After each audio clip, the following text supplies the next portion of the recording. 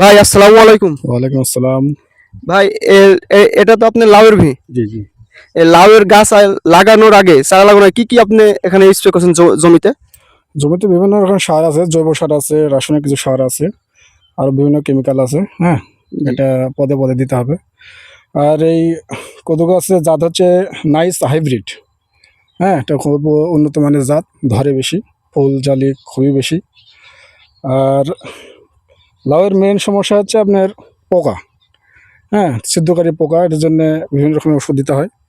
আজকে আমি দিচ্ছি বিভিন্ন এক ধরনের পাতা আছে। আর আপনার কিছু হরমোনও দিতে হয় অবশ্য, ভিটামিন জাতীয়, এতে জালি ভালো হয়, ফুল তো জালি ভাই ভালো হয়। এখন এই লাউ কয়টা পিস বিক্রি করছেন আপনি? আমি সর্বোচ্চ বেচা আছে 45, আজকে লেগে গেছিলাম 40 টাকা দিয়ে আসা আছে, চল এখানে কি লাভ হবে না লস হবে? আছে মোটামুটি কিছু লাভ। এখন ধরা কম, আবহাওয়া ক্ষেত্রে গাছটা ফুলে যাচ্ছে, তো ধরন কম হচ্ছে। ধরলে যে দাম আছে ইনশাল্লাহ লাভবান হওয়া যাবে। আমি দেখেছি ইন্ডিয়াতে কৃষকেরা কৃষি কাজ করে গাড়ি কিনে অনেক সুন্দর বাড়ি করে, বাংলাদেশে কৃষকেরা কি কারণে পায় না?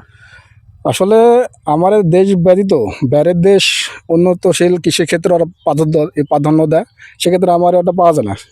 সার ওষুধ বাজারজাত খুবই নর্মাল, সব জায়গায় যা কৃষকের ধরা খাচ্ছে, বিভিন্ন পদে পদে যায়। কিন্তু অন্যান্য দেশে ওরা কৃষক প্রধান দেশ, ওরা কৃষকের প্রতি বেশি গুরুত্ব দেয়। বাজার বলো, সার বীজ সব কিছু উন্নত, এর জন্য ওরা বেশি লাভবান হয় কৃষি কাজ করে। যে সরকার আসুক কৃষকের উপর কোনো নজর দেয় না, উল্টো উল্টো কৃষকের উপর আরো কর বসা দেয়।